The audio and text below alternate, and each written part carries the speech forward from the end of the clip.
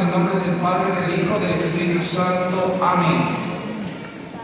En la lectura de la segunda carta del apóstol San Pablo a los tesalonicenses, capítulo 2, versículo 16, 3, 5, nos dice: hermanos, que el mismo Señor nuestro Jesucristo y nuestro Padre y Dios, que nos ha amado y nos ha dado gratuitamente un consuelo eterno y una feliz esperanza, conforte los corazones de ustedes y los disponga a toda clase de obras buenas y de buenas palabras.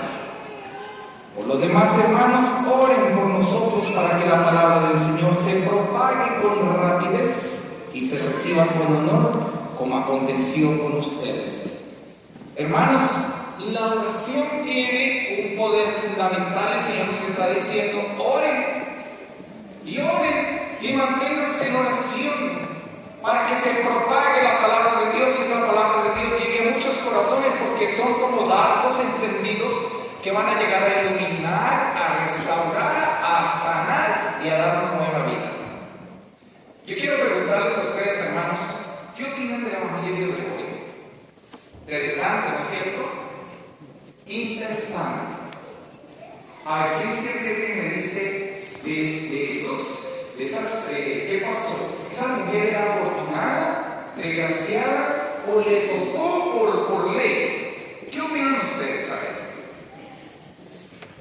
Porque imagínense, hermanos, que duro, o la mujer era obligada porque la ley era muy fuerte y le tocaba cumplir, porque decían que si había una persona y moría, o sea, el hombre tenía y no dejaba descendencia, tenía que volverse a casar hasta que dejara descendencia, porque hay que mirar muy bien que es una tribu.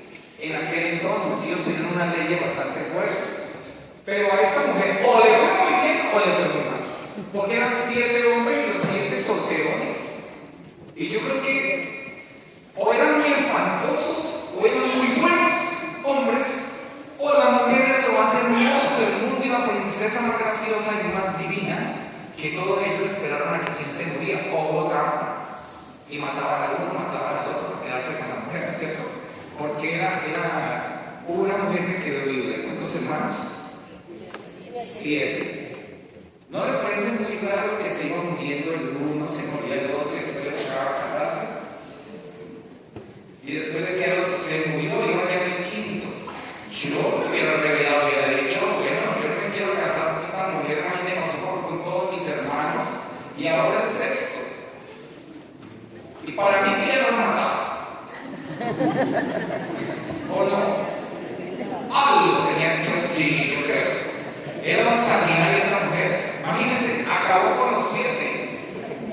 Y en la resurrección se nos dice: a ver, ¿con cuál de estos verdaderamente cuál fue el esposo? ¿Quién cree usted que fue el esposo verdadero de ella? El primero. Claro, el primero, porque la iglesia simplemente es el primer vínculo, el primer contacto, el que tiene la validez. Y esta mujer se casó primero con este hombre y murió. Cuando ella se casó, ni los mismos hermanos sabían que ella se iba a morir, que iba a tirar la pata. Dijeron: no, esto es para toda la vida, vamos a formar nuestro hogar. Y no se podían casar porque ninguno tenía descendencia. La cosa era que ninguno dejó un hijo. A los 3, con los 7, perdón, se casó y ninguno, porque no nos dice la escritura que dejó un descendiente. Ahora, miren que este no es tanto porque se va a casar con 7, con 8, con 9, no. Significa que una iglesia la iglesia que somos nosotros tiene que dar frutos. Y empezar a que esos frutos se empiecen a expandir. Por eso la oración decía que ojalá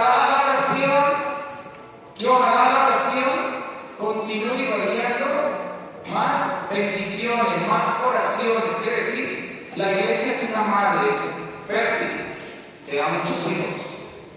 La iglesia da una cantidad de carismas, la iglesia da una cantidad de dones que no lo podemos guardar para nosotros, porque eso entonces es como morirnos. Yo me caso y no me sirvió de nada.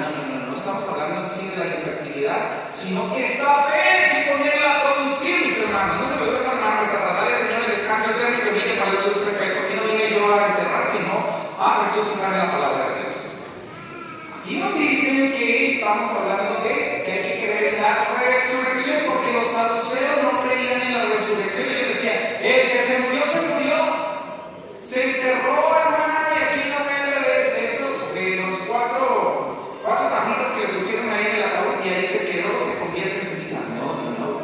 Después se descubrió que sí, nosotros, cuando morimos, muere el cuerpo material y empieza a brotar el cuerpo espiritual, o sea, que empieza la verdadera vida. Y hay que creer, hermanos, en nuestra preparación que tenemos nosotros a través de la oración. Sí existe una nueva vida, la vida verdadera, que era Dios, y lo hemos experimentado en muchas formas. Era Dios, ¿se acuerdan que yo les conté una vez cuando estuve en un estado de coma? Sí. Que empecé a viajar, lo que le llaman el túnel. Y uno ve una cantidad de luces y siente una gran paz. Cuando se monta la montaña rusa, siente un vacío terrible, como que ya va a aterrizar. Quiere decir, hermanos, que hay un encuentro personal con Dios. Y uno viaja hacia el túnel de espacio que no termina, que uno va a llegar al cielo y uno puede ver a sus seres queridos. Los que han perdido un hijo, los que han perdido un esposo, los que han perdido una esposa, un hermano, una mamá, uno vuelve a tener un encuentro espiritual con ellos y lo puede ver, lo puede sentir. Hasta aquí en el mundo, cuando uno es una persona espiritual, siente la presencia de algo, hasta la voz. Uno dice, oiga, yo como que oí la voz de mi hijo, la voz de mi papá, la voz de mi mamá, y resulta que es, hermanos, el espíritu que está andando, o está feliz, o está pidiendo oración. Y por eso es que en la iglesia nosotros hacemos las novenas. Recordamos el primer año, segundo año, mandamos a colocar misas. Ustedes a la entrada de la iglesia colocan el nombre de una persona que falleció. Todo eso es porque es una forma como la oración sube, irradia la oración que nos decía en la lectura del libro de los Tesalonicenses. Y la resurrección existe, por eso preparamos. Dejemos tantas cosas que tenemos dentro de nuestra vida, hermanos, que no nos van a dejar entrar al reino de los cielos. Usted bote todas esas cosas que no le sirven absolutamente para nada. Su arrogancia, su soberbia, usted que se cree la mejor Coca-Cola del desierto, que se cree la más hermosa, la más bella, la más ricachona, que se cree, mejor dicho, la del universo. Bueno, ¿quién gana el universo? Venezuela. Para variar, le pregunto quién fue el santo de hoy, no me acuerdo. Miren, ya, yo no sabía quién había pasado en el universo, ya sabía quién era. Se siente la misma universo, la mi Venezuela, la mis Colombia, la mis Bolivia, la mi Perú, El Salvador, Costa Rica, no más. Sin nada, verdaderamente hijo de Dios. Ese es el reino que el Señor nos invita a la oración. ¿Están listos para la resurrección? Vamos a resucitar, hermanos. El día de la resurrección, el creador lo dice, la resurrección de los muertos. Vamos a resucitar, no le den miedo si se va a morir o no.